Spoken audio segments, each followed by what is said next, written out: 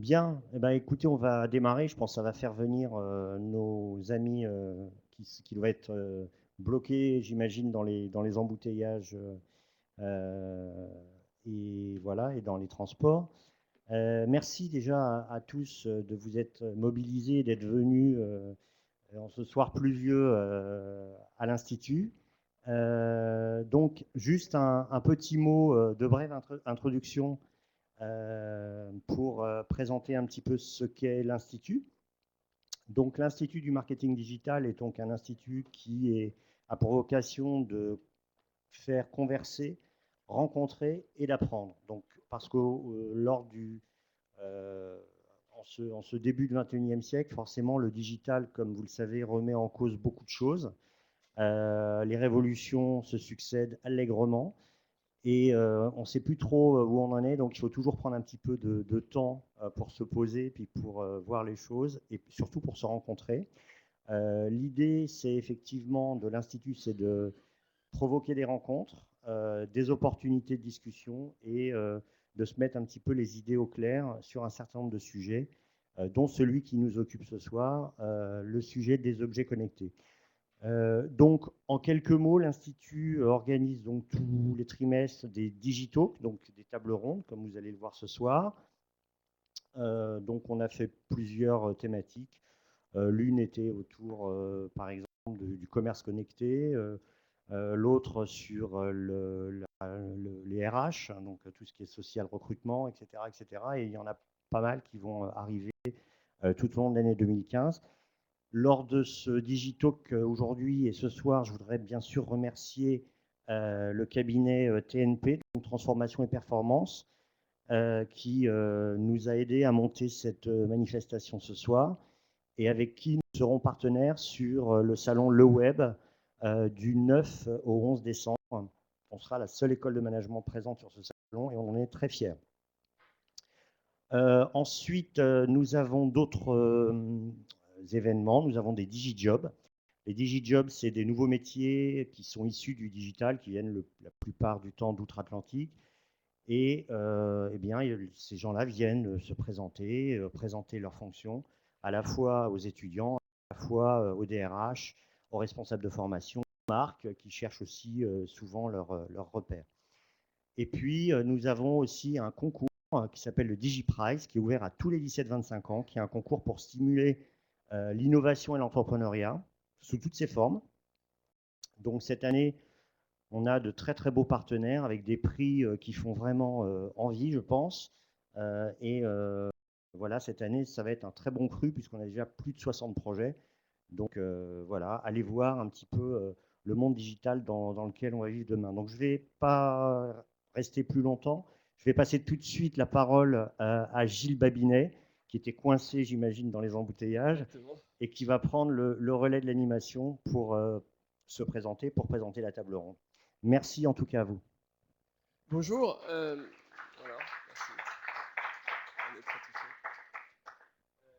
Effectivement, on a besoin d'un peu d'objets connectés sans doute dans les véhicules parce que la circulation est absolument incroyable ce soir. Et voilà, je suis heureux d'être arrivé jusqu'ici malgré tout. Je suis Gilles Babinet, je suis avant tout un entrepreneur. J'ai développé plusieurs sociétés dans le domaine du digital. Et puis, depuis maintenant 2 ans, je suis responsable des enjeux du numérique auprès de la Commission européenne pour la France. Alors, ça a l'air extrêmement pompeux, c'est finalement assez simple. Mon rôle consiste à donner un point de vue indépendant, c'est-à-dire qui n'est pas alimenté par les États ou par la représentation de la Commission en France, enfin, plutôt de l'Europe en France, et qui est plutôt un point de vue société civile. Donc on est 28 à l'échelle européenne, un par pays, et pour la plupart des gens qui sont effectivement pas des acteurs politiques, mais plutôt des entrepreneurs, des chercheurs. Et je crois que c'est vraiment très intéressant parce que il me semble que la France souffre parfois d'une logique un peu autocentrée, et là, on a l'occasion de comparer des politiques publiques très différentes à l'échelle européenne, et finalement de valoriser les plus vertueuses et d'essayer de faire en sorte qu'on s'en empare à l'échelle. Voilà, voilà ce rôle. Par ailleurs, je m'intéresse l'impression que le micro est intermittent. Euh, je m'intéresse aux objets connectés.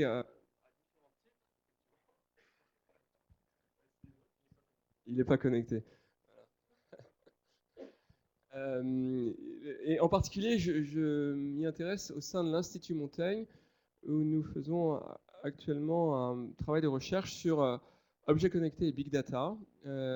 Alors pour un institut qui s'occupe principalement de politique publique, ça peut être un peu étonnant, mais en fait, on se rend compte qu'il y a des enjeux, je dirais, de politique publique qui sont extrêmement importants parce que...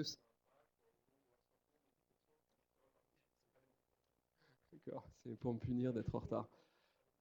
Il faut que Ah oui, sur l'antenne, merci. Un spécialiste des objets connectés. Euh, Juste un prof, voilà. Et donc, on essaie de voir comment est-ce qu'on pourrait avoir une politique un peu moderne à cet égard. Voilà pour ce qui est de me présenter. Alors, on a un panel prestigieux et compétent ici. Je vais peut-être vous laisser vous présenter chacun un tour de rôle pour commencer. Voilà.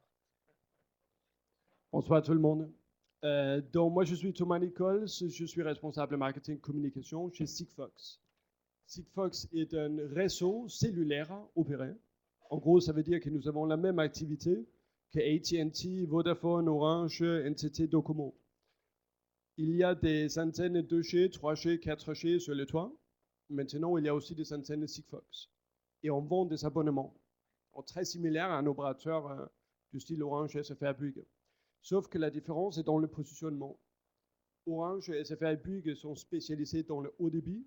Ils sont allés de 2G à 3G à 4G dans la course d'augmentation du débit. Ce qui est très bien parce que nous pouvons regarder des clips YouTube sur le téléphone, téléphoner, travailler, etc. Donc ça, c'est bien, on a besoin du haut débit.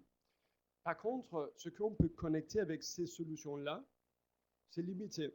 C'est limité parce que quand on augmente le débit, quand on pousse un aspect de la connectivité, on est obligé de faire des compromis sur d'autres aspects.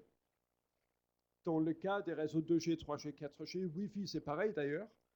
Le compromis principal qu'on fait, c'est au niveau de l'autonomie, la consommation d'énergie. Vous le savez tous, il faut recharger le téléphone une fois par jour, tous les 2 jours, parce que c'est très complexe de gérer le haut débit. Et à partir du moment où il faut recharger des piles régulièrement, mais là, on ne peut pas se permettre de connecter n'importe quoi, n'importe où. Le coût de la connectivité est relativement élevé. On ne peut pas s'imaginer d'avoir un produit qui coûte au niveau BOM, au niveau coût du matériel, 10 € et intégrer du GSM dedans. Ça, ce n'est pas viable d'un point de vue business model. Donc, ce que fait Sigfox, c'est l'inverse. Nous, on fait le compromis sur le débit. On peut uniquement échanger des tout petits messages sur notre réseau. Mais grâce à ce compromis-là, on peut vous fournir la connectivité vraiment pas chère et avec une très très longue durée de vie sur pile, afin de vraiment démocratiser la connectivité et permettre de connecter des objets qu'on n'a pas pu connaître avec les solutions de connectivité existantes. Voilà. Bonsoir à toutes et à tous. Benoît Ranini, donc moi je suis président de TNP. Donc TNP est un cabinet français indépendant spécialisé dans la définition et la mise en place de grands programmes de transformation complexes pour des grands groupes comme BNP, Société Générale, SNCF, GDS Suez. Et dans le cadre de ces grands programmes de transformation, on a été amené à comprendre, investir dans les nouvelles technologies et dans les objets connectés. Et j'y viendrai un tout petit peu plus tard. Merci. Bonsoir à tous. Donc, je m'appelle Lionel Richard. Pour ceux qui sont sur les réseaux sociaux, vous pouvez peut-être me connaître aussi sous le nom de PharmaGeek. Je suis un peu envahissant sur Twitter. Je suis un repenti de la pharma. J'y ai passé 15 ans à essayer de développer un certain nombre de choses sur l'approche sur certaines pathologies. J'ai fait un MBA en marketing et commerce sur Internet. Et en même temps que je faisais ce MBA, j'ai développé PharmaGeek qui est une veille. Vous avez une quinzaine de magazines sur le web, sur Scoopit, qui fait de la curation sur le sujet de la e-santé. Je fais partie d'un certain nombre de startups, donc je vais les citer rapidement. Medapcare qui fait de l'évaluation d'applications mobiles santé. Vous savez qu'il y a une centaine de milliers d'applications mobiles en santé, plus ou moins exotiques, qui soignent plus ou moins de façon pertinente. Je fais partie d'Human Life, donc qui est un carnet de santé en ligne qui agrège les données d'objets connectés santé et qui va personnaliser des messages pour les utilisateurs. je suis parti d'IELTS, donc IELTS qui est le leader mondial de tout ce qui est medical device connecté, avec des glucomètres, des balances, des tensiomètres, des trackers. Je les cite forcément un petit peu dans le désordre, mais à la fois sur la partie bien-être et la partie medical device. Voilà. Merci, tente ma chance avec celui-là. Je crois donc qu'on a... voilà, mais écoutez, vous arrivez, c'est vraiment un timing extraordinaire. Bonsoir. Pour Gilbert vous Rayon. présenter, voilà. Just in time, hein, je suis vraiment désolé, je suis allé à la mauvaise adresse. Je suis le DG international d'une start-up qui s'appelle Citizen Science, dont vous avez peut-être entendu parler. Donc, on a gagné le prix de l'innovation dans le Digital Health l'année dernière au CES de Las Vegas 2014. Et on a regagné cette année, encore une fois, un prix d'innovation au niveau du CES de Las Vegas. Le métier de l'entreprise, c'est la jonction de deux industries. L'industrie du textile, qui pourrait paraître quelque chose de complètement désuet et d'une autre époque. Et en réalité, non, je vais vous montrer comment après. Avec l'électronique embarquée. Et l'enjeu, c'est de réussir à intégrer les deux, le textile et l'électronique embarquée, dans tout ce qui est objet connecté. Accessoirement, je suis également conseiller du commerce extérieur. Donc j'ai une carrière à l'international pendant une petite vingtaine d'années. J'ai notamment fait le train Eurostar, le lancement du train Eurostar Chouchou entre Londres et Paris. Et on a fêté les 20 ans il y a quelques semaines. Donc depuis, je travaille et je voyage à l'international et je suis le président de TIC Économie Numérique. Et là, si je suis en retard, c'est aussi parce que j'étais au MAE, ministère des Affaires étrangères, pour discuter sur les politiques à l'export et comment essayer d'améliorer les logiques d'investissement dans les TIC, dans l'économie numérique. Bonjour, alors merci de votre invitation. Excusez-moi pour mon retard. Donc moi je m'appelle Alexis Normand, je suis en charge des activités de WeThings, donc une société française qui fait des objets connectés pour la santé. Je suis en charge des activités auprès des professionnels. Essentiellement, on vend nos produits auprès du grand public, mais il s'avère que des médecins, des entreprises, des assisteurs, tout un tas d'usages professionnels se développent autour de ce qu'on fait.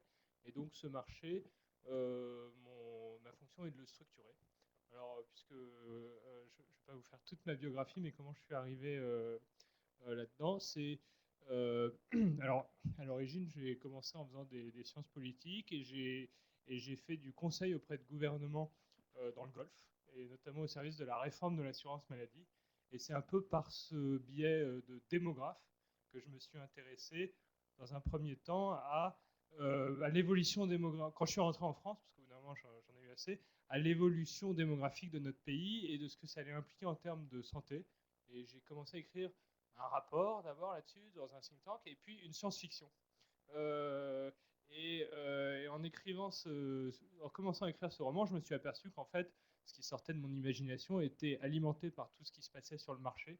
Et c'est comme ça que j'ai rencontré les fondateurs de WeThings, à qui j'ai dit, écoutez, je pense que ce qu'on est en train de voir en termes d'objets connectés, c'est le début, sans doute, d'un nouveau modèle de gestion de sa santé et de gestion des âges, axé sur la prévention. Et j'ai pensé qu'ils allaient croire que j'étais fou. Et en fait, ils m'ont dit, on partage votre vision, et ils m'ont embauché.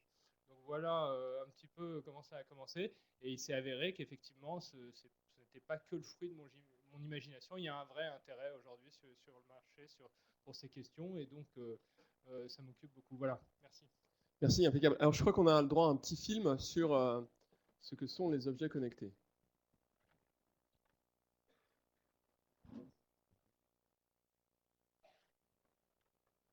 Il y aura en 2020 80 milliards d'objets connectés. C'est ce que prévoit l'Institut français IDAT, spécialisé dans l'étude des tendances high-tech. 80 milliards de choses branchées sur Internet. C'est fascinant et ça peut faire peur. Alors qu'est-ce qu'un objet connecté? Eh bien, il y a d'abord les appareils qui sont faits pour être connectés, comme les ordinateurs, les tablettes ou les smartphones.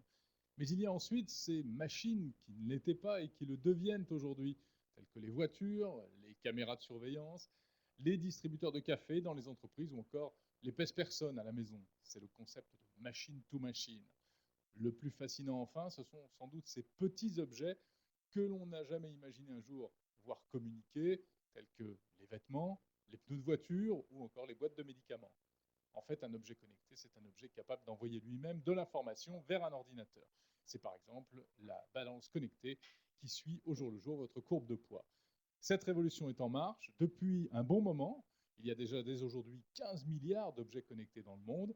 L'IDAT prévoit que le phénomène va se développer principalement au sein de certaines industries telles que l'industrie vestimentaire ou l'industrie pharmaceutique. Il y a le bâtiment aussi. Mettre des capteurs communicants dans un immeuble, ce sera le seul moyen de le rendre plus économique et plus écologique. Enfin, au quotidien, ce sont les objets connectés pour la santé et le bien-être qui vont le plus changer nos vies. Podomètre, tensiomètre, cardiofréquencemètre, et demain, médicaments robots et implants dentaires intelligents pour surveiller ce que l'on mange et envoyer directement des diagnostics aux médecins. Aujourd'hui, ça fait rire, ne riez pas, demain, ce sera très sérieux. La promesse des objets connectés pour la santé, c'est prévenir plutôt que guérir. Alors tout cela pose évidemment des questions, ça peut soulever des craintes, crainte des ondes électromagnétiques, crainte pour la confidentialité des données, piratage, la peur d'un Big Bang numérique, etc. En attendant, c'est surtout et aussi la promesse d'un nouveau gisement de croissance économique lié au numérique dans lequel l'Europe a sans doute une carte à jouer. Bon, c'est une bonne mise en train. Question, moi, je me pose assez souvent, c'est est-ce qu'il y a une définition des objets connectés? Parce que là, on voit quand même que c'est beaucoup de choses.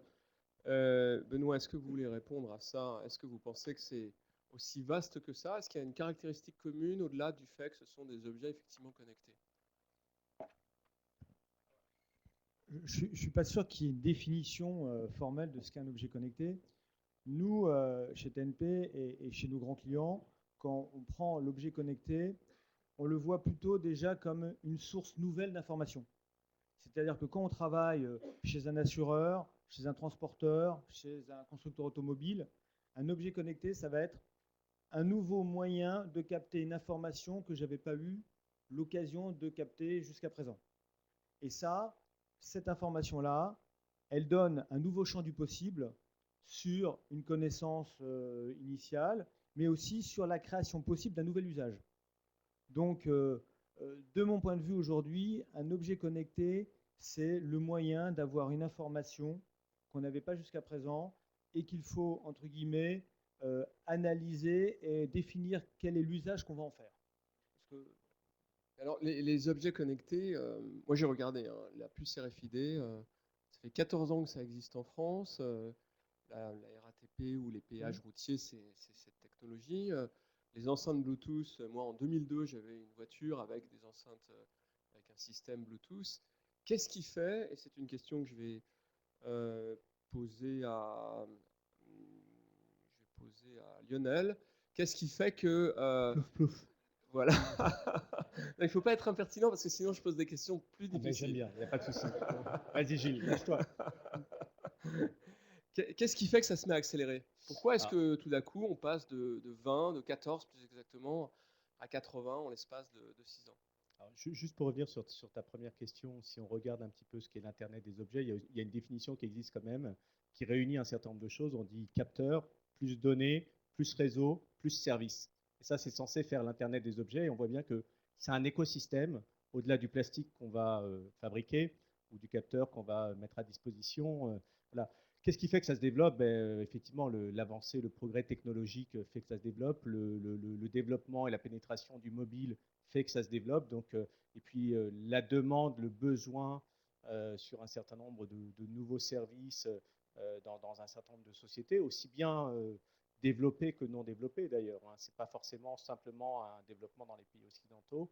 On voit que sur la santé mobile et sur les objets connectés en santé dans les pays en développement, notamment en Afrique, il y a beaucoup de choses à faire. Donc, je pense que c'est une conjonction d'un contexte qui est favorable, technologique, démographique, sociétal, et puis d'un progrès technologique qui est présent.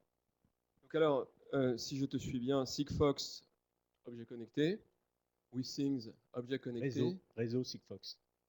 Il est dans l'équation, dans la partie réseau. D'accord. Mais tag RFID ou enceinte Bluetooth, c'est pas objet connecté, puisqu'il n'y a pas de capteur. Il y a quand même un capteur pour pouvoir communiquer avec je dirais la machine, quoi, le device que tu vas voir. Donc c'est le sensor, la traduction capteur que j'ai faite, c'est ça, c'est l'objet D'accord. communicant qui va être à l'intérieur. Donc c'est extrêmement, extrêmement vaste.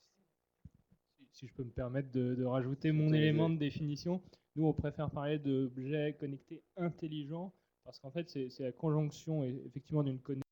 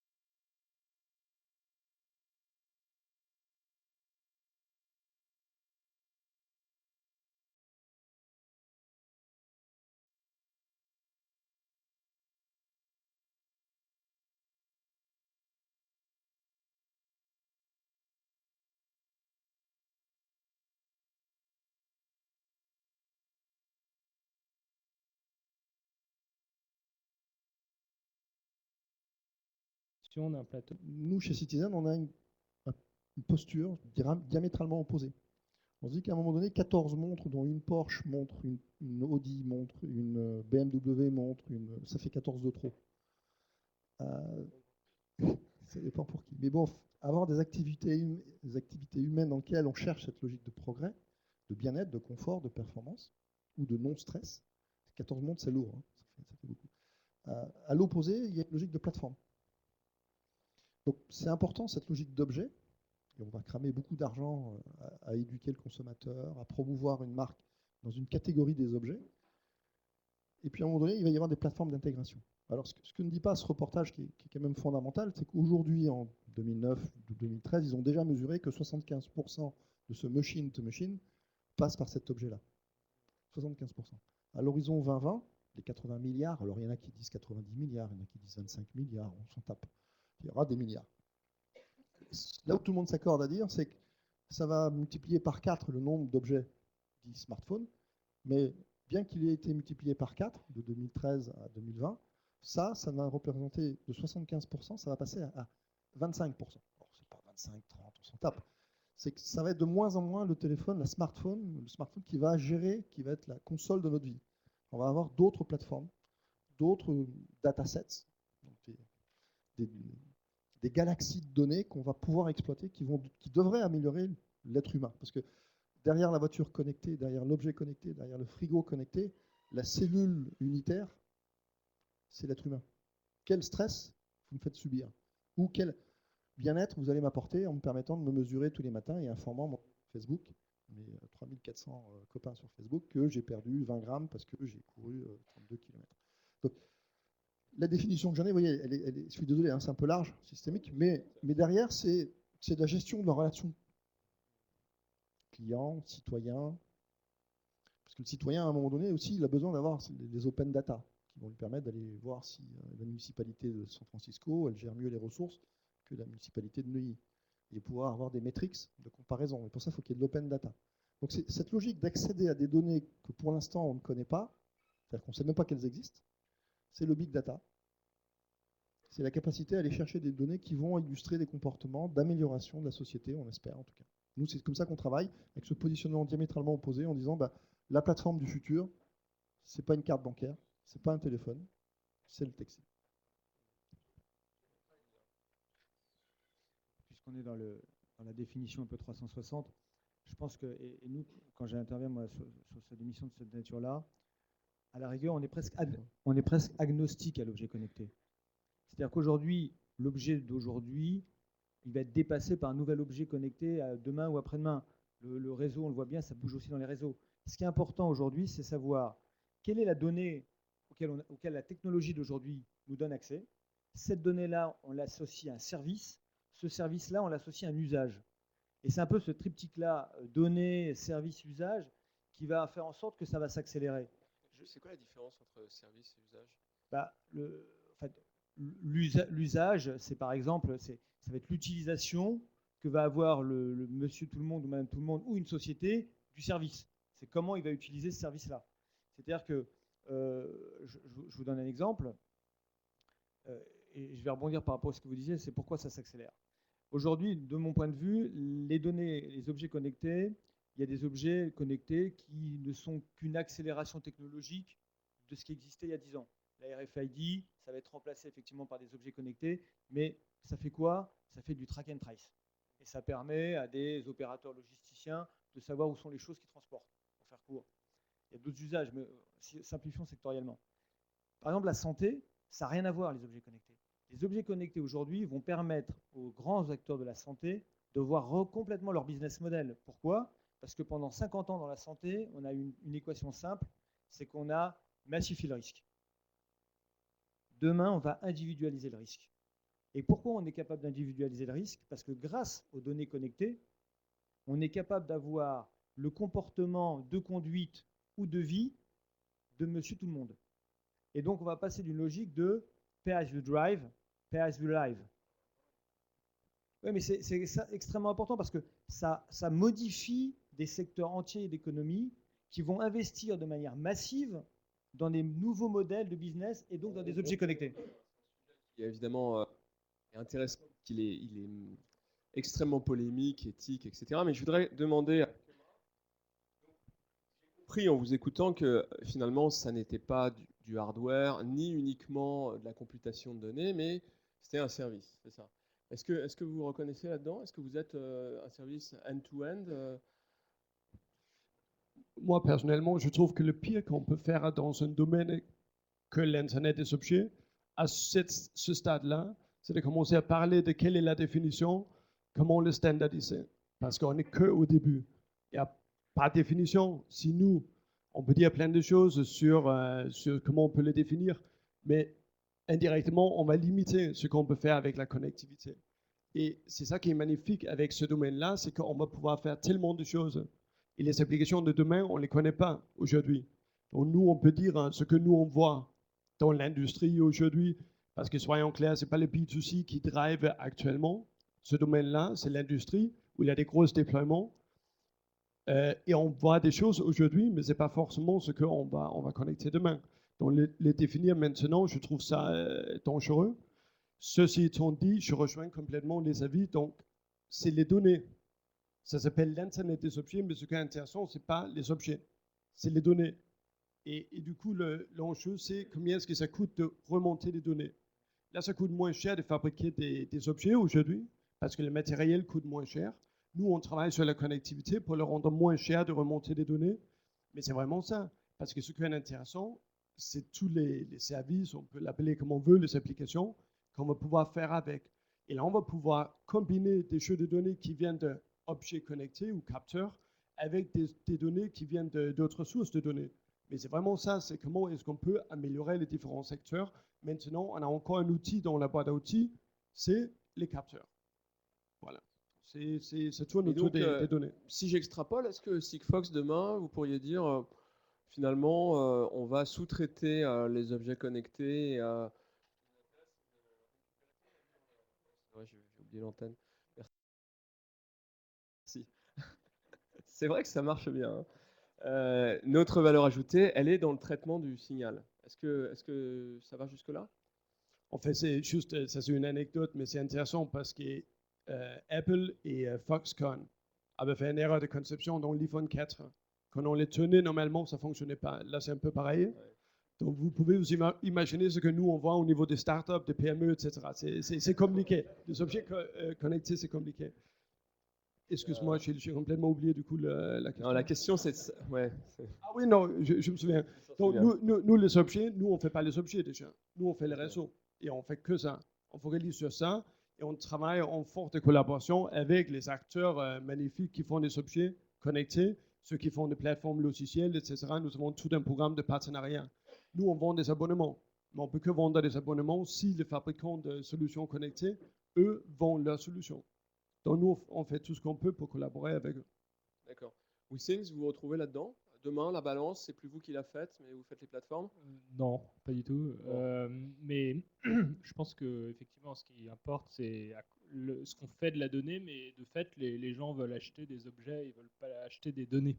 Donc le modèle économique repose sur la conception de l'objet. Enfin, le fait que l'objet, enfin, on explique évidemment que le sens de notre activité est de créer des outils de changement de comportement, que avoir accès à ces données sur le poids, sur l'activité, ça vous incite à modifier votre comportement. Mais en réalité, les gens ont ça en tête, mais ce qu'ils veulent, c'est d'abord un bel objet.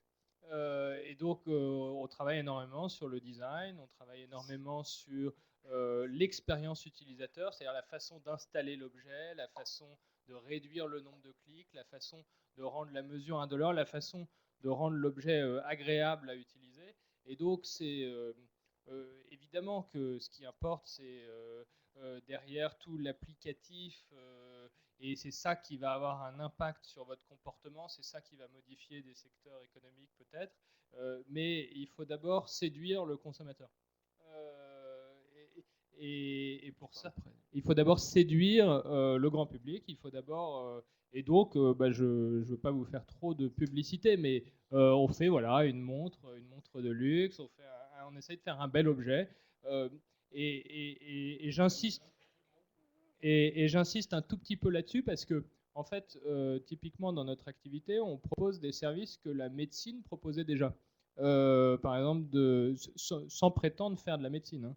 Suivre des patients à distance avec un pèse-personne connecté à un système RFID ou un système de radio, ça existe depuis 15 ans. La télémédecine existe depuis 15 ans. Ce qui fait que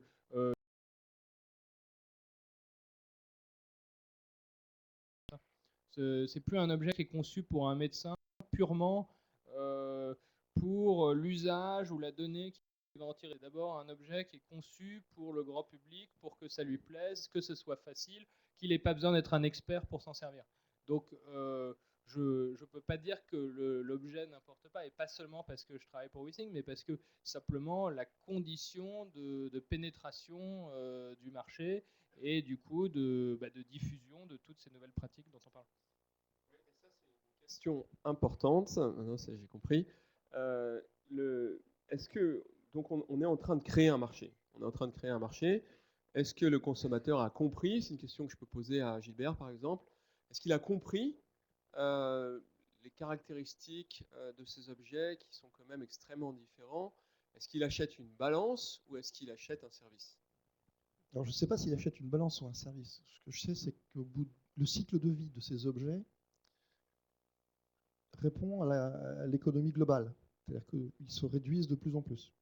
Et on mesure, alors c'est plusieurs études américaines qui le prouvent, parce que le Quantify Self est très fort chez les Américains, c'est qu'au bout de 6 mois, il y a plus de 75% qui n'utilisent plus l'objet. Ce n'est pas qu'ils utilisent, c'est qu'ils n'utilisent plus l'objet.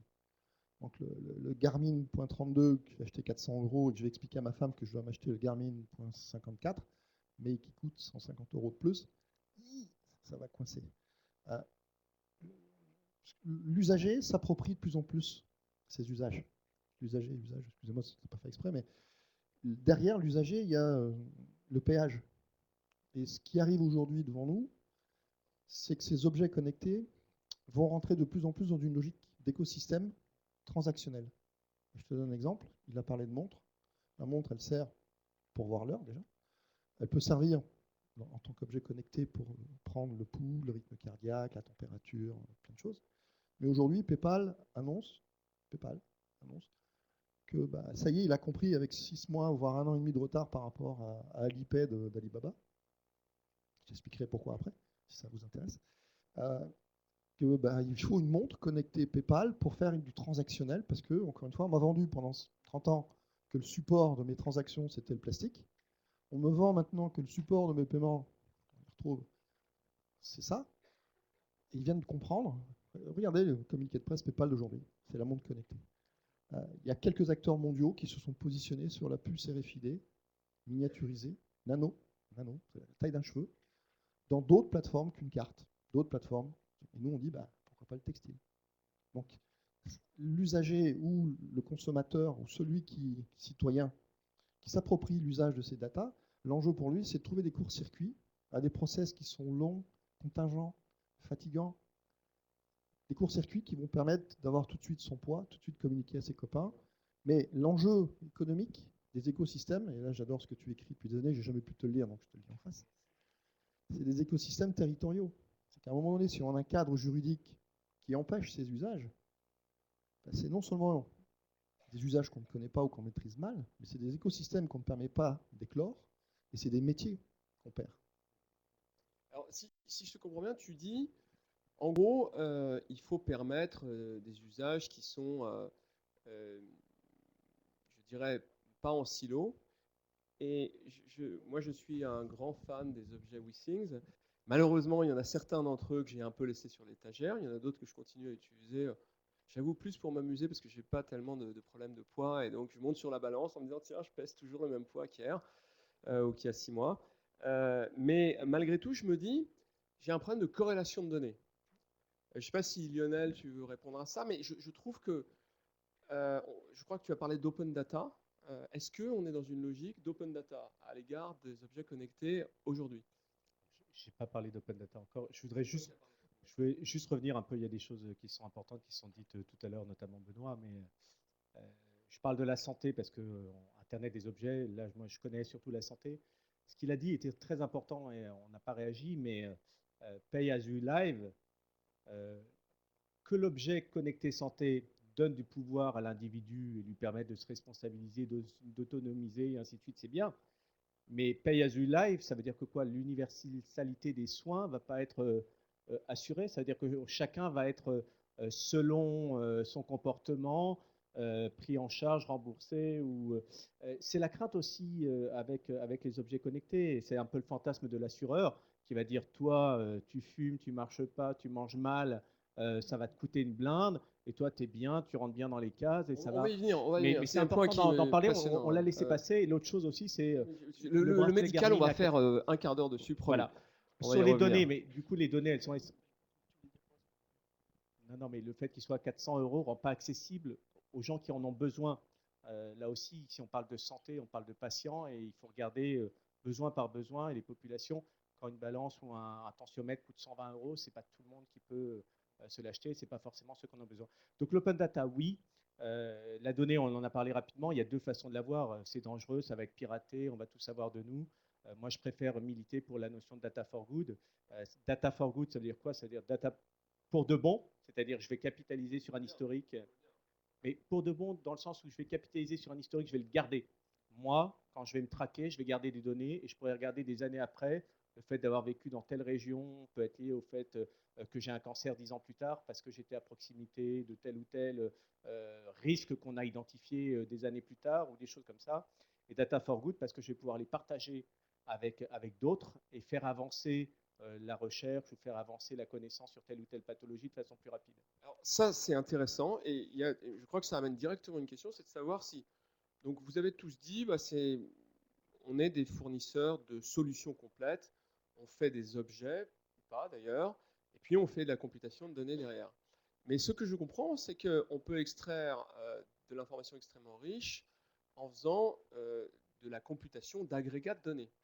Donc la question numéro 1, c'est est-ce que vous avez des API qui sont ouvertes je la pose un peu aux fabricants, hein, enfin en tout cas aux exploitants fabricants plateformes objets connectés.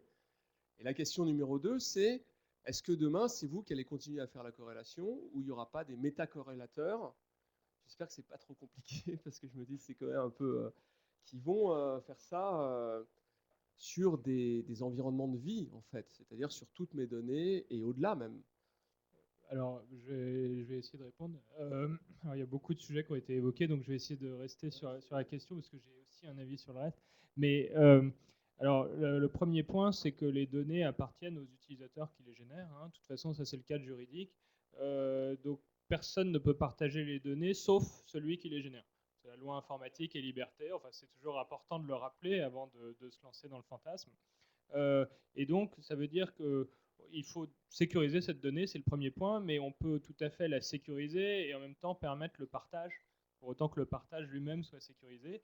Et donc, on considère que la valeur de la donnée est dans le partage. C'est un peu un changement de perspective par rapport à justement à certains postulats médicaux.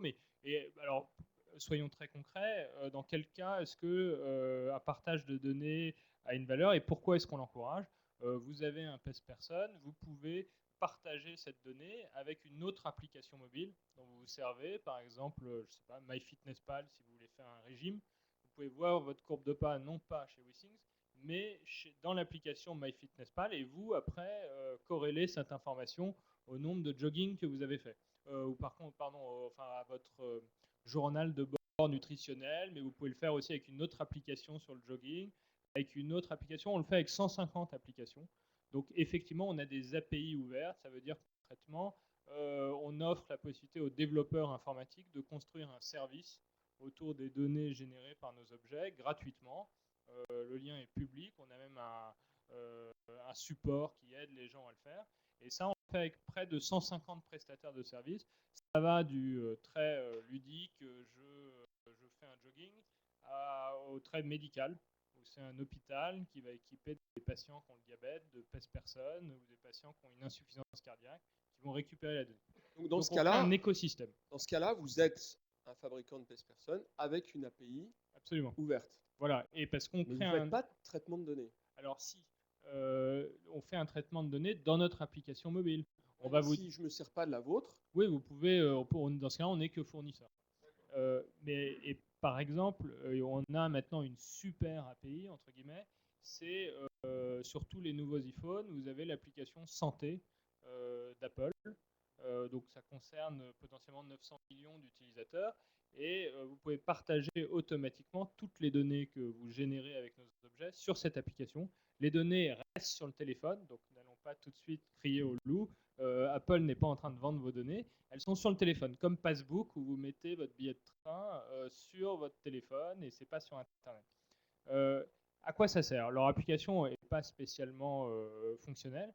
Ce qu'ils font en revanche de très très puissant, c'est qu'ils vont voir tous les prestataires de dossiers médicaux électroniques qui ont un peu de poids, c'est-à-dire quelques millions d'utilisateurs, des gens qui ont des dossiers qui créent le système informatique pour avoir un dossier patient dans un hôpital aux États-Unis ou ailleurs, et ils leur proposent d'interfacer cette appli avec leur système. Donc en pratique, j'ai un PES-Person chez moi, je sais télécharger 2 applications mobiles. Si mon médecin est d'accord, je peux lui envoyer en temps réel mes données. Ça peut être le poids, ça peut être la tension. On parle vraiment d'open data. Et en pratique, il faut que les informaticiens fassent ce travail de connexion d'un service à un autre. Et de temps en temps, il y a un acteur de poids type Google, type Apple qui s'y intéresse. Et là, ils refont ce que vous êtes déjà les autres, mais avec une puissance de feu bien supérieure. Et c'est ça qu'on est en train d'observer actuellement. Ah bon, oui, bien sûr. Parce que je pense qu'il y a, par rapport à ton sujet open data, je pense qu'on va aussi parler de big data.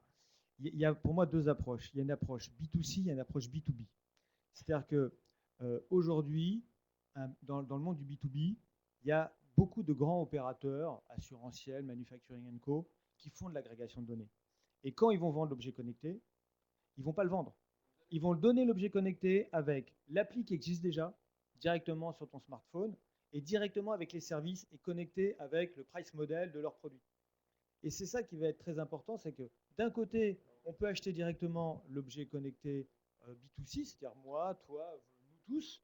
Et là, on a des services que va proposer l'opérateur de l'objet connecté. Et il ne va pas beaucoup agréger parce qu'il n'a pas forcément la masse d'informations qui va bien, parce qu'il n'a pas 10 millions ou 100 millions de clients, aujourd'hui en tout cas, versus les grands industriels qui ont déjà des millions de clients et qui vont avoir une stratégie, elle, moins design, plus usage, moins cher aussi, parce que quand ils vont faire un objet connecté, ils vont le faire tout de suite à modulo 500 000. Et donc, on est moins dans le Apple, on est plus dans le smartphone, on va dire lambda, mais derrière, on a l'application qui est déjà opérationnelle, et on a déjà les usages, et c'est directement dans le cadre du produit on va dire classique, que je vends à mon usager. Ça va être un truc additionnel. On va vraiment parler de l'assurance et de la santé, c'est promis, mais juste avant d'y venir, j'ai quand même une ou deux questions qui, je crois, sont importantes. Enfin, peut-être Lionel, est-ce que, enfin, moi je me dis, on va tous avoir une trentaine d'objets connectés, peut-être une centaine, on n'en sait rien, on va en avoir beaucoup. Est-ce que les gens vont réussir à maîtriser leur environnement de données? Est-ce que les gens savent que quand ils rentrent quelque part, on peut suivre leur adresse MAC dans un supermarché, ce que font d'ailleurs des hyper aujourd'hui? Est-ce qu'ils savent que finalement, ils ont anonymisé telle adresse MAC, mais ils en ont une autre sur eux parce qu'ils se baladent avec un autre produit, avec une oreillette? Et est-ce qu'il n'y a pas un problème d'éducation à cet égard? La CNIL travaille beaucoup dans ce sens-là. C'est une de ses priorités cette année d'ailleurs sur le Quantify Self et la gestion des données, tout en disant qu'elle n'a pas pour but d'interdire ou d'empêcher ou de complètement encadrer ça, parce que le mouvement va plus vite finalement que la législation là-dessus, mais en disant qu'il y a un rôle d'éducation à avoir, mais il est aussi présent sur les applications mobiles de santé. Combien de personnes savent ce que font exactement les applications qu'ils téléchargent, qui vont taper dans leurs contacts, qui vont taper dans un certain nombre de choses dans leur téléphone. Donc oui, il y a une éducation extrêmement importante à faire, comme on a à la faire sur le patient aussi dans l'usage de l'Internet santé. Je pense que ça devra être pris en charge quelque part à un moment donné. Alors, peut-être par l'institution publique, ça serait l'idéal pour qu'elle soit. Mais l'éducation nationale? Oui, ou l'autorité de santé pour ce qui concerne la santé, ou donc voilà, après avoir. Mais il y a une éducation de toute façon numérique, j'imagine que dans tes discours et dans ton approche, tu la mets en avant aussi. Il y a une éducation à faire tout au long de la vie de ces usages numériques, et je pense que dans la santé, c'est essentiel. Oui, ça fait longtemps que je me tais. Je voulais intervenir sur justement quel est l'intérêt de la menace. La menace, le spectre de la propriété individuelle et la protection des données personnelles. Elle est fondamentale, surtout chez nous quand on vit en France. Mais quand on vit à l'étranger, on peut avoir un autre regard là-dessus. Et quel est le plus grand désert médical français? C'est Paris. D'après les dernières études qui ont été faites, le désert médical, il n'est pas en Ardèche, il est chez nous, et du côté de l'Italie encore plus. Je veux dire, à un moment donné, il ne faut pas se mettre des saucisses devant les yeux. Et je regarde la territorialité et je regarde un système médical français qui est certes, quand on regarde son nombril, le plus beau du monde. C'est juste 12 à 15 milliards d'euros par an de déficit qui s'accumulent depuis 10 ans. Cette année, c'est plutôt 20 ou 30. Ouais. Bon, j'ai dit sur 10 ans. C'est average. Je traverse la frontière, je vais juste de l'autre côté, je vais en Grande-Bretagne, et tu parlais tout à l'heure d'appropriation des usages.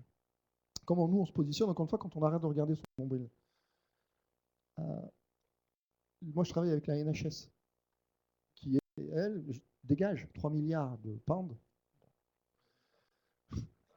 d'investissement en R&D. Comment on va améliorer le patient du futur?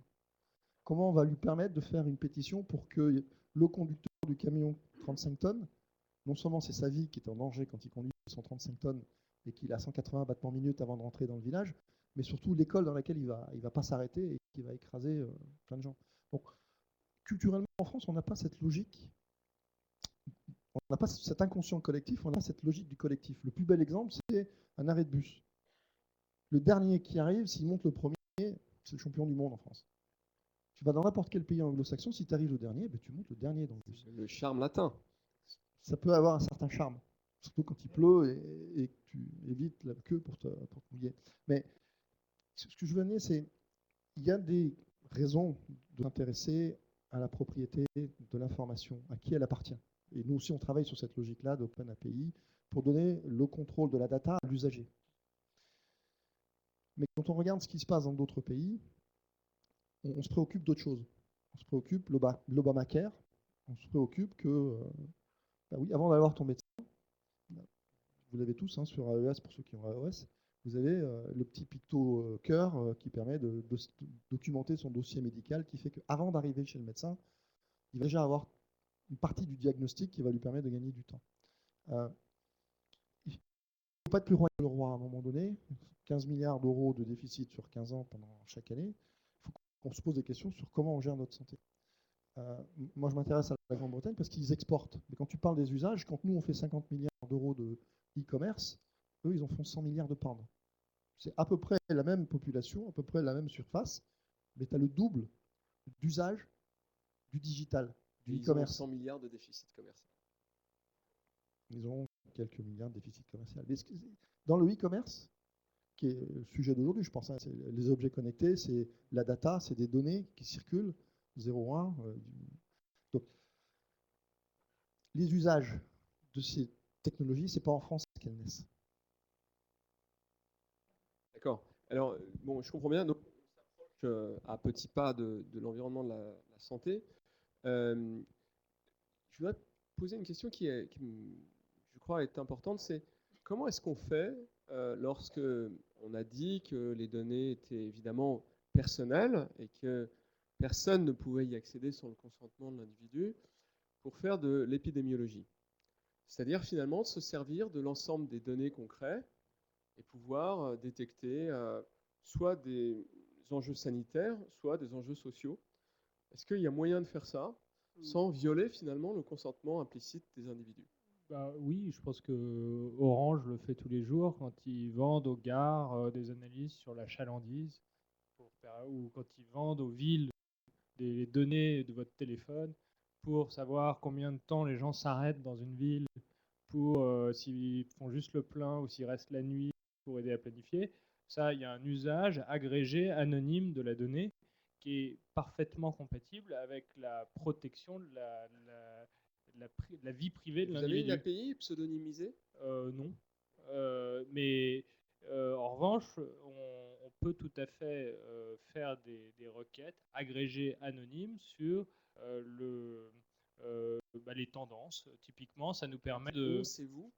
Oui, c'est nous. C'est vous. Mais c'est consubstantiel à l'usage de l'objet connecté. Un objet connecté, j'ai dit que c'était un objet dont le service s'améliore en fonction des usages. Si vous voulez améliorer le service en fonction des usages, vous avez besoin de comprendre les usages. Et vous ne pouvez pas vérifier la donnée individuelle d'une personne. Donc par contre, vous pouvez travailler sur des agrégats où les personnes ne sont pas identifiables. Et c'est là où vous apercevez que, je ne sais pas, par exemple, plus les personnes se pèsent, plus ils perdent du poids.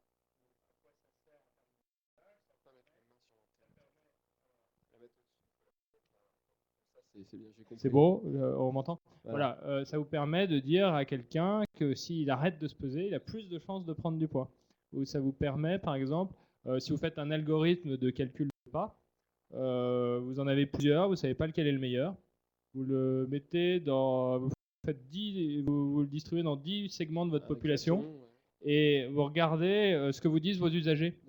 Et tous vos usagers, évidemment, comparent avec leur GPS, etc. Et vous pouvez le déployer. Est-ce que vous avez une stratégie pour faire ça, avec une API qui soit pseudonymisée? On n'a pas d'API, mais par contre, on publie maintenant des études sur l'usage agrégé de nos données. Si moi, je suis un chercheur à l'extérieur, un épidémiologue, est-ce qu'il faut que je vous appelle et je vais continuer à devoir vous appeler ou, je sais pas, Sigfox, vous avez aussi quelque chose de ce type-là? Alors, aujourd'hui, ce n'est pas un service qu'on propose, c'est de l'éducation, de la communication qu'on fait. On a fait un classement des villes de France en fonction du surpoids de nos usagers. Et on a réussi à montrer que c'était très proche des groupes de l'INSEE en termes de représentativité. On a fait une étude, par exemple, sur le lien entre activité physique et sommeil. Personne n'a été identifié. Ça, je comprends. C'est bon pour la PR, et puis je trouve ça amusant que vous le fassiez. Ma question, c'est est-ce qu'on a besoin d'avoir une régulation pour une sorte de données grises qui se trouvent être anonymisés, mais qui permettraient d'améliorer tout, en fait. Mais Et la, faire la- use, la régulation existe déjà, hein, c'est la loi Euh, informatique et liberté. J'étais ce matin avec des gens de la CNIL et je ne suis pas sûr qu'elle existe en tant que telle. Et notamment, ils ont une doctrine sur les données qui s'appelle pseudonymisées, c'est-à-dire qui sont des données anonymes qu'on peut probablement réidentifier, qui est assez contraignant, qui fait que moi je pense qu'on peut réidentifier tout le monde. C'est-à-dire que si j'ai beaucoup de jeux de données, je récupère absolument tout le monde. La question c'est de savoir, est-ce que si je peux, à partir du moment où conceptuellement je peux réidentifier des gens, est-ce qu'on doit tout interdire ou est-ce qu'on doit tolérer finalement qu'il y ait un risque qui soit potentiellement pris? Si je dis je cherche les barbus qui ont une voiture rouge et qui se pèsent tous les matins, je peux trouver n'importe qui en fait. En fait, il y a effectivement une doctrine, il ne faut pas qu'on puisse vous identifier. Et donc, il y a des critères. Typiquement, si vous faites des statistiques agrégées géolocalisées, vous ne pouvez pas prendre un ensemble dont la population est de moins de 10 000 habitants. Parce que si vous le faisiez, effectivement, si par hasard ça intéressait de quelqu'un de savoir exactement combien de pas vous avez fait, vous, il ne pourrait pas le faire parce que vous êtes perdu dans un ensemble qui est trop vaste. Donc oui, il y a des critères très stricts, mais ce que je veux dire, c'est que on n'est pas dans un no man's land juridique sur ces questions. Et j'insiste parce que sinon on alimente des craintes qui sont en fait des fantasmes. Donc la régulation est appropriée. Je pense qu'elle est sans doute appropriée pour la protection des données personnelles. Je pense qu'elle est trop restrictive en France sur la protection des données de santé. Et je vais vous dire pourquoi. Parce qu'aujourd'hui, il y a énormément de startups qui se créent et qui veulent faire de l'hébergement de données de santé. Et elles demandent des agréments. Et comme les autorités de santé mettent 1 an et demi à les donner, l'offre ne répond pas à la demande. Donc le secteur est bridé. Et en fait, du coup, c'est des emplois qui se créent aux États-Unis parce qu'on protège également les données là-bas, sauf que c'est une procédure qui est plus rapide. Et donc, je pense que c'est plutôt dans le pragmatisme de la législation qu'il faut aller que dans la volonté d'exporter ou d'ajouter à la législation existante qui, encore une fois, c'est pas pour dire qu'il faut protéger moins les données. C'est simplement comprendre ce dont a besoin un marché pour se développer. En passant, AWS, donc Amazon Web Services, est agréé par le système de santé américain. Donc ça simplifie pas mal les choses pour donc concrètement, le secteur se développe aux États-Unis et pas en France à cause de choses comme ça. Oui, tout à fait. Alors on va parler, je crois qu'on va rentrer dans la santé, mais avant de rentrer dans la santé, on va parler un peu de l'assurance, parce que c'est tout à fait lié. Et donc, je crois que c'est toi qui as évoqué, ou Gilbert, qui a évoqué l'enjeu de l'élasticité. Est-ce qu'on doit finalement être capable de pénaliser directement les gens qui ont un comportement social ou parasocial? Est-ce qu'il y a quelqu'un qui veut intervenir là-dessus sur les enjeux de l'assurance et de la donnée? Ne précipitez pas tous. Voilà. Les objets connectés, on apprend à se servir des objets connectés. Hein. Oui, désolé. On a remarqué que en Grande-Bretagne, une société d'assurance qui s'appelle Aviva faisait depuis pratiquement 2 ans une apps qui permettait de monitorer, de contrôler le comportement du véhicule. Comment il s'arrête, comment il accélère, comment il tourne. S'il y a un comportement à risque, c'est-à-dire il accélère trop vite et il freine trop fort, ou il tourne trop vite, et ben, du coup, ça donne des informations sur le comportement du véhicule, sur le comportement à risque du conducteur dans le véhicule, et du coup, sa prime va augmenter. 1 an et demi après, on a vu en France, AXA qui commence à lancer ce genre d'apps. Je pense qu'on va aller d'une granularité de plus en plus fine dans cette mesure du comportement à risque. Il y aura le Pay as you drive, où il y aura de plus en plus d'objets connectés dans la voiture, où moins on va utiliser les pneus, moins on va payer le pneu. Il y aura des agrégateurs d'API qui vont permettre de vendre ces données-là, tant en B2B qu'en B2C. Et progressivement, on va monitorer le comportement du chauffeur lui-même. Est-ce qu'il est en pleine santé ou en bonne santé quand il va conduire le véhicule? Ou est-ce que quand il arrive, il est déjà à 220 battements minute? Et le risque qu'il fait porter au véhicule, ce n'est pas le véhicule qui est en cause, ce n'est pas la charge de travail de l'employeur qui est en cause, c'est le salarié lui-même qui n'a pas pris sa santé, il n'a pas acheté la bonne balance et il n'a pas fait le bon exercice. La question c'est, est-ce que, imaginons, je suis un citoyen, mais par exemple moi je traverse pas toujours la rue dans les clous. Ça, c'est quelque chose qu'on voit assez facilement, je pense, avec un objet connecté. Ou, bon, c'est pas vraiment mon cas, mais il y a pas mal de gens qui mangent trop souvent au McDonald's ou des choses comme ça. Est-ce qu'un assureur pourrait pas dire, écoutez, moi, je n'ai plus envie de vous assurer parce que je pense que il va vous arriver un pépin, quoi. L'intrusion dans la vie personnelle, c'est clair qu'on y est très sensible en France. Mais encore une fois, si le chauffeur qui met en danger non pas sa vie, mais celle de la communauté dans laquelle il va conduire son camion, c'est pas que l'individu qui conduit le camion qui est important, c'est son comportement dans une communauté. On va réviser ces normes ou pas? Et nous, on n'y est pas sensible en France à ces sujets-là de communauté. Encore une fois, c'est le dernier arrivé à l'arrêt de bus. S'il monte le premier, il a tout gagné. Par rapport à cette question-là sur le risque pour l'individu de voir sa donnée partir vers d'autres grands groupes qui va analyser les choses et qui va, c'est le fantasme du Big Brother en plus qui va monitorer ma vie, etc. Il faut être un tout petit peu quand même serein. Je pense qu'il faut distinguer deux choses. Déjà, les gros groupes qui travaillent sur la donnée, ils distinguent deux choses. Il y a plein de données qu'on a de tout le monde, mais qu'on n'individualise pas. Ce n'est pas intéressant. Tu parlais du déploiement de la grippe. Nous, on a développé des modèles mathématiques, on parle de scientistes avec du big data, qui maintenant prévoient la grippe en regardant deux choses. La connexion à Google et la diffusion capillaire dans Facebook. On a plus d'informations dans la diffusion capillaire de la grippe dans Facebook que sur le territoire français. Donc, il y a des modèles stochastiques mathématiques qui vont permettre d'être de plus en plus sophistiqués avec de la donnée dite non structurée. Et on a accès à cette donnée non structurée, on la restructure, on l'analyse, et on en tire des conséquences à la fois de prévention et de gestion du risque. Donc ça, c'est ce que je vais appeler l'analyse de la donnée, mais non individualisée. Ce qui nous intéresse, c'est le comportement de cette donnée et sa quantification. Versus, en revanche, quand on rentre dans une logique d'individualisation du service, effectivement, on doit savoir que c'est Madame Durand ou Monsieur Dupont qui accélère à 200 au feu rouge et qui freine comme malade et qui n'entretient pas sa véhicule. Ça, il faut savoir, il faut qu'on ait cette information pour avoir quelque chose de sain qui est, effectivement, on va préconiser en prévention du service de révision de voiture ou de meilleure conduite. Et puis si ça continue, effectivement, il y aura une sanction, entre guillemets, qui sera financière puisque la police augmentera. Mais ça, encore une fois, on n'est pas obligé. Madame Dupont ou Monsieur Durand peut partir. Et il y a un autre sujet sur le capital humain. On a vu, nous, dans les études qu'on a menées pour certaines sociétés d'assurance, qu'il y a aujourd'hui une vraie sensibilité sur le capital santé, c'est ce qu'on a tous de plus cher. Et on en prend conscience de plus en plus fortement. Tard, c'est vrai, mais de plus en plus fortement. Aujourd'hui, on n'arrive pas dans une solution où on va donner un Big Brother à tout le monde. On va donner le choix aux gens.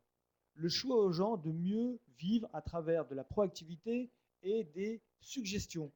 À la personne de faire ou pas suivre le conseil. Il y aura derrière une incidence peut-être sur sa police, mais ce n'est pas le sujet. Si je souhaite de picoler toujours du Jack Daniels à 4-5 verres le soir et pas dormir, j'ai le droit. Mon assureur me dira, bon, vu ton rythme cardiaque et vu ton taux de diabète, fais quand même un tout petit peu gaffe. Et il m'enverra ça sur mon apps. Après, voilà, c'est pas pour ça que je vais arrêter. C'est fou ce que le temps passe vite. Hein. Alors, je veux juste rappeler qu'il y a quand même la loi E20 en France depuis 1990 qui interdit de moduler un tarif de santé en fonction d'une donnée de santé personnelle. Donc ça met, et il y a très très peu de chances que cette législation évolue d'une quelconque manière, parce que ça serait politiquement désastreux pour qui que ce soit. Donc ça met presque déjà fin à la question de ce qu'on peut moduler un tarif d'assurance en fonction d'une donnée. Il y a un deuxième point, c'est qu'on ne peut pas partager une donnée sans son consentement. Donc les socles législatifs et derrière éthiques de base sont là. Maintenant, je pense que c'est un mauvais procès de penser qu'on va moduler un tarif en fonction d'une donnée. Je pense qu'en revanche, la valeur de la donnée, ça reste quand même de vous inciter à adopter des comportements de prévention. Ça permet aussi de faire de la détection précoce. Donc, si on ne peut pas vous inciter financièrement, ce qu'on peut faire en revanche, c'est vous proposer un service qui vous permet d'être en meilleure santé. Et ça, vous n'allez pas le faire parce que votre assurance vous demande de le faire. Vous pouvez le faire aussi parce que vous y trouvez un intérêt propre d'être en meilleure santé. Et donc, nous, on a des discussions avec les assureurs. La question, c'est jamais de moduler un tarif d'assurance santé. C'est quel service on va pouvoir construire qui va faire que les gens vont faire attention à eux-mêmes volontairement, en acceptant la chose. Et pour donner un exemple concret, alors parfois l'assureur, c'est l'employeur aux États-Unis. Il passe par un tiers de confiance qui va administrer un programme, par exemple, de gestion de son hypertension. Donc les gens vont recevoir un tensiomètre connecté, il y a 500 personnes, et ce tiers de confiance va leur rappeler de mesurer leur tension et va leur rappeler de prendre leurs médicaments. Et on leur dit, si vous participez au programme, eh bien, vous gagnez un tensiomètre connecté. Si vous le faites bien, vous gagnez une balance connectée ou une réduction sur votre abonnement de sport. Et en fait, ce qu'on vous propose, c'est un service pour gérer votre santé. Donc, effectivement, si on fait l'équation économique, il y a une économie de santé qui, d'une certaine manière, est internalisée par l'assureur. Mais quand on propose à l'usager, on ne lui propose pas une modulation brute, on lui propose un service qui est intéressant pour lui. Et rien ne se fera sans l'acceptation des gens. Alors, Gilbert, la question que je voudrais poser, puisqu'on est en train de rentrer finalement dans le sujet de la santé, c'est quoi l'impact? C'est un impact marginal? C'est un impact À court terme, sur le système de santé? Et je sais pas, moi j'ai un copain qui développe un échographe open source pour $100. Est-ce que vous allez faire des tomographes un jour? Jusqu'où on va? bon, l'impact à court terme, j'adhère tout à fait à ce qu'il dit, où en France, la loi EVA ou n'importe quel dispositif juridique, il est fait par des lobbies qui préservent une situation établie. On ne va pas tondre le mouton qui rapporte beaucoup, et pour avoir une expérience internationale, quand je dis lobby, je pèse mes mots. Mais heureusement, il y a la Commission européenne. Et heureusement, on tord les bras à certains lobbies, dont le lobby financier, dont le lobby des assurances. Le plus bel exemple, c'est la monnaie électronique. La dématérialisation pour faire en sorte qu'on utilise le téléphone comme moyen de paiement. Tous les arguments y sont passés, de l'empreinte écologique à tout ça. La Commission européenne a fait en sorte qu'on arrive à plier quand même en France sur un statut de PSP, Payment Service Provider. On a mis 5 ans de plus que les autres à faire la déclinaison de la directive européenne. On est arrivé. Donc je pense qu'à court terme, les 2 à 5 ans qui restent, je partage tout à fait cette vision. Je pense sur un cycle long, 15 ou 20 ans, on ne pourra pas y échapper. On ne va pas être le village gaulois isolé où la CNIL va gérer tout ce qu'on dit et tout ce qu'on fait. Et comment on fait? Qu'est-ce qu'il faut faire? Qu'est-ce qu'il faut faire pour projeter le pays au-delà des 5 ans? Je pense qu'il faut raison garder. Il y a un curseur qui ne peut pas être 0 ou 1. Il ne peut pas. Ce n'est pas 0 ou 1. C'est un curseur où il y a le gris entre blanc et noir. Donc cette zone de gris, elle va commencer à avancer de plus en plus dans des sujets comme... Alors, la première action que je voulais avoir, c'est court terme, long terme. L'Américain qui va réagir, comme il l'a dit tout à l'heure, qui va, oui, faire tout ce qu'il faut pour gagner le tensiomètre, mais c'est parce que c'est un citoyen américain. C'est parce qu'il va défendre son pays. C'est parce que le Obamacare lui fait prendre conscience qu'il coûte cher à la communauté. C'est un enjeu, mais les anglo-saxons, les anglais, c'est pareil. Ils sont fiers de contribuer à des économies. Et là, tu te demandes qu'est-ce que ça va coûter? Cisco dit, grâce à l'Internet des objets, on va baisser de 12 trilliards, la structure de coûts de l'économie mondiale. Et il dit, non seulement on va baisser la structure de coût de 12 trilliards, on va aussi augmenter d'1,4 trilliard de création de valeur. Des nouvelles données qu'on ne connaît pas, des nouveaux modèles économiques qu'on ne connaît pas, des nouvelles manières de faire travailler des écosystèmes entre eux. C'est au-delà de la santé. Donc c'est 1,4. Tu me demandais qu'est-ce que ça coûte. Ouais. Donc on va y trouver des verticales, comme tu disais tout à l'heure, qui ne sont plus verticales. On va avoir un Google qui va acheter des thermomètres, qui va acheter des tensiomètres. On va avoir une banque qui va acheter des montres, et PayPal qui va se dire, oui, grâce à la montre, je vais pouvoir faire du transactionnel et authentifier quelqu'un grâce à son rythme cardiaque que va prendre le bracelet. Alors la question, je vais la poser un peu différemment, et notamment c'est dans le cadre des travaux qu'on fait à l'Institut Montaigne, c'est finalement, c'est quoi la bonne politique publique pour aider le business de l'objet connecté à émerger et finalement à avoir un effet vertueux sur l'ensemble de la société?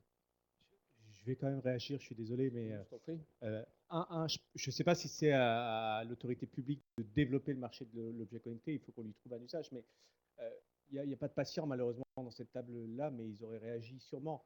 Pour toute la partie de l'observance, on a parlé tout à l'heure euh, des, euh, des médicaments connectés, des choses comme ça.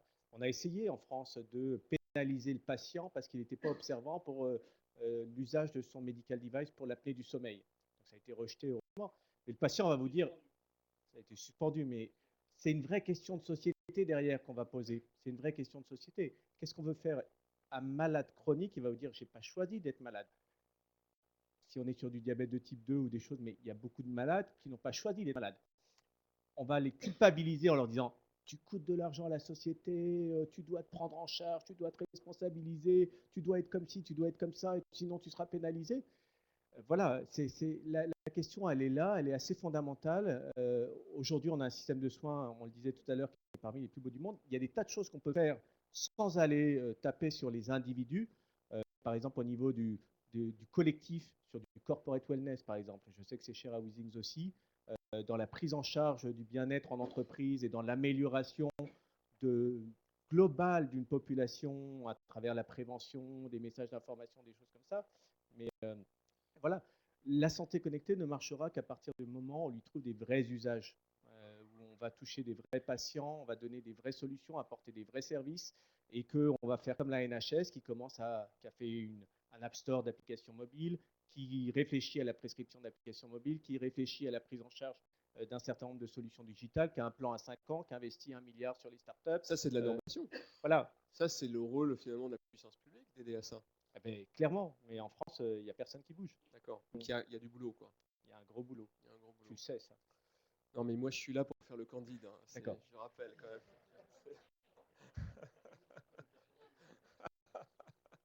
D'accord. Alors, donc il y a un centre d'initiative.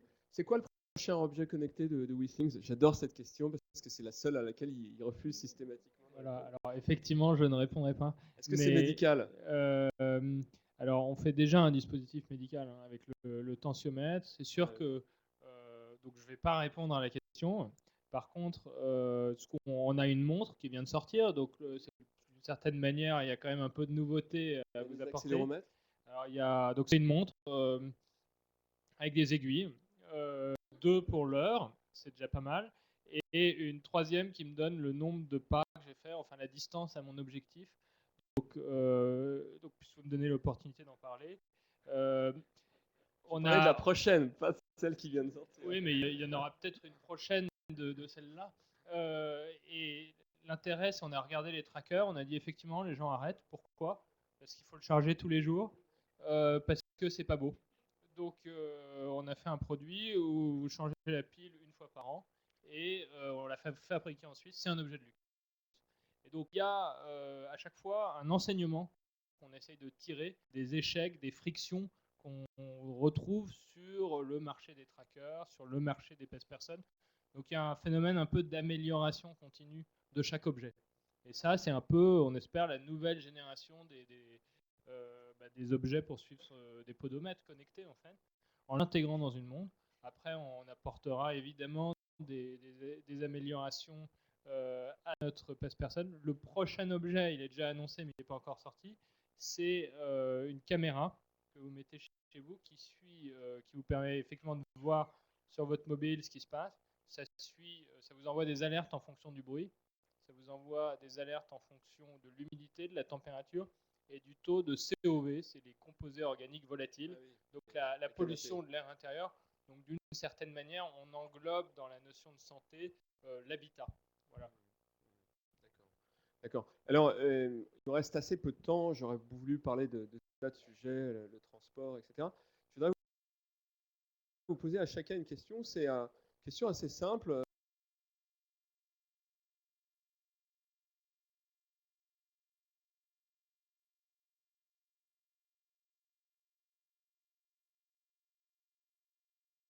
C'est quoi le service dont vous rêveriez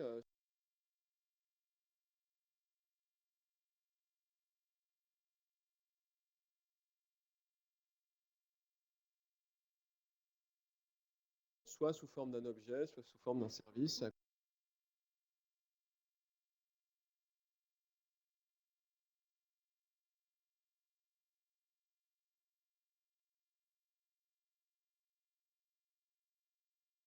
commencer par Gilbert à faire les...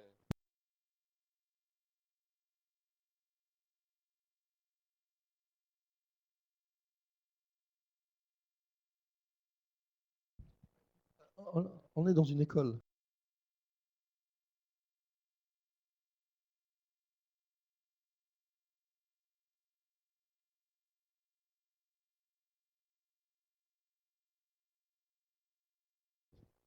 Moi, je vais prendre le côté du méchant.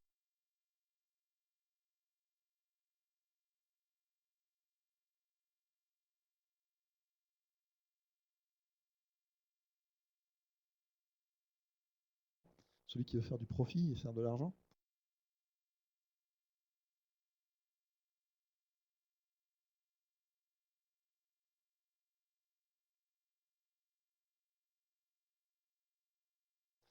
Euh,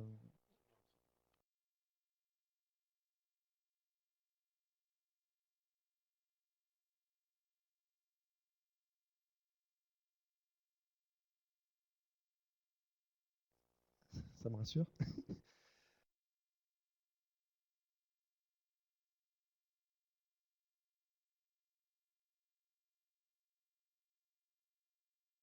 Non, je pense on est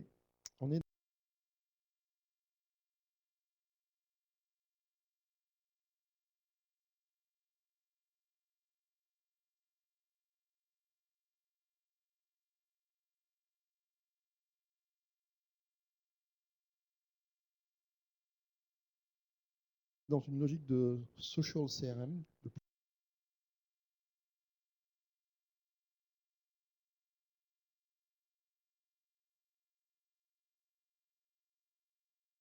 plus en plus, parce que le relais de notre vie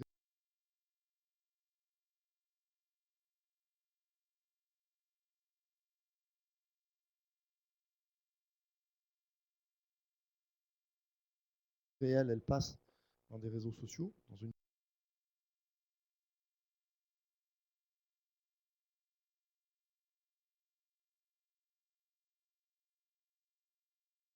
vie où ma vie individuelle, elle est importante, mais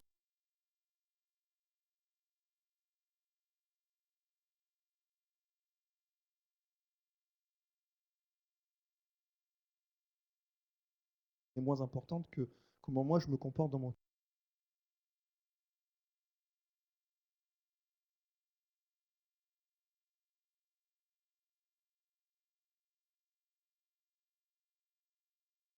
dans ma communauté. Si moi je suis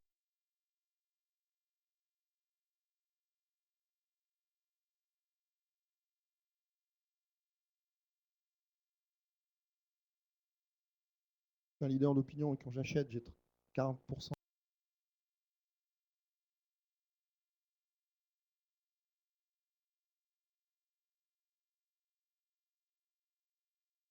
de ceux qui me suivent qui achètent le même objet,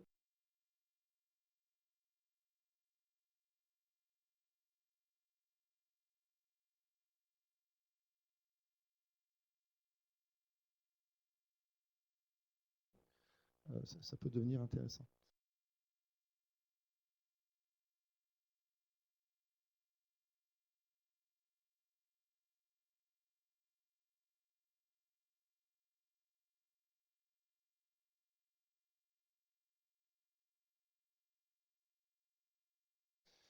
Et tous ces objets-là permettent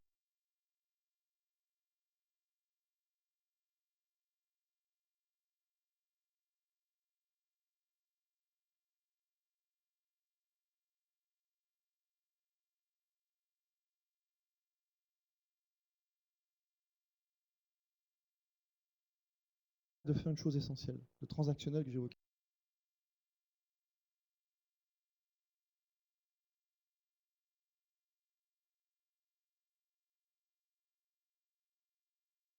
Tout à l'heure, dans une économie, hein.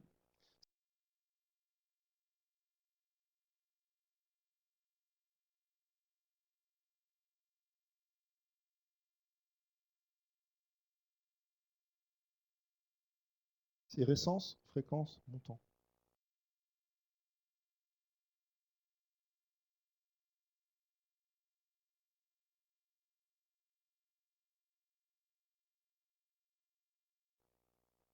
il y a des acteurs mondiaux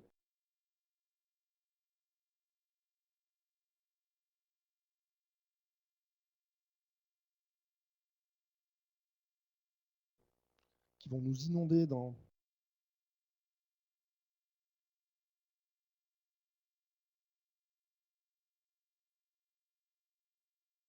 les 2, 3 ans, voire 5 ans qui viennent, de solutions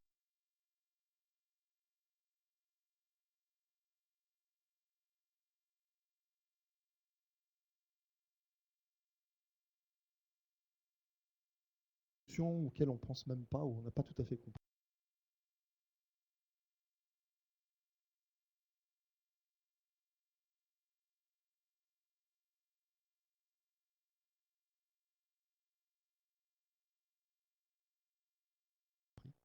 Même l'IPO de Alibaba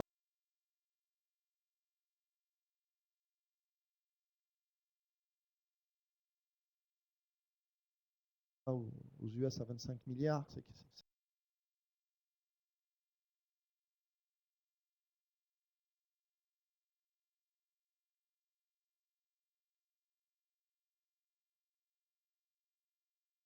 le plus bel IPO qu'il y ait jamais eu encore.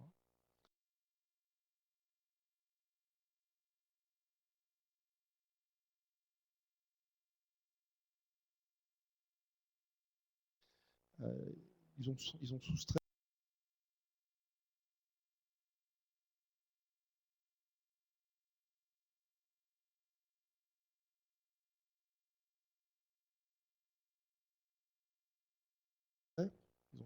Alipay, qui permet de faire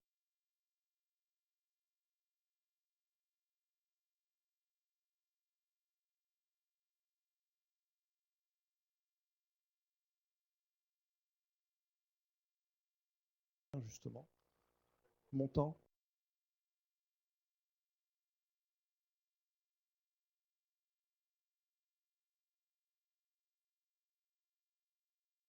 Il n'est pas dedans. Donc ils n'ont même pas besoin de donner de l'information.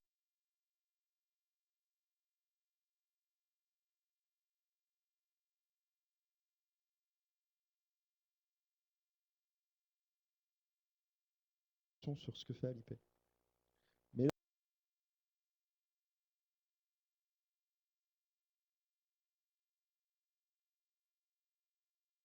là où ils sont forts, c'est là où, encore une fois, parce qu'ils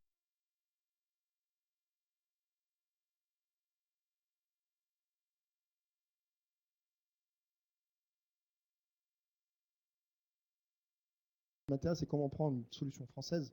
C'est la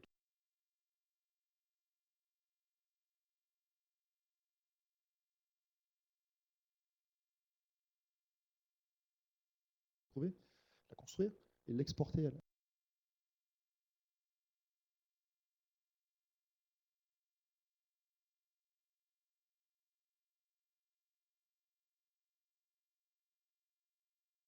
l'international, c'est que des gens comme ces acteurs-là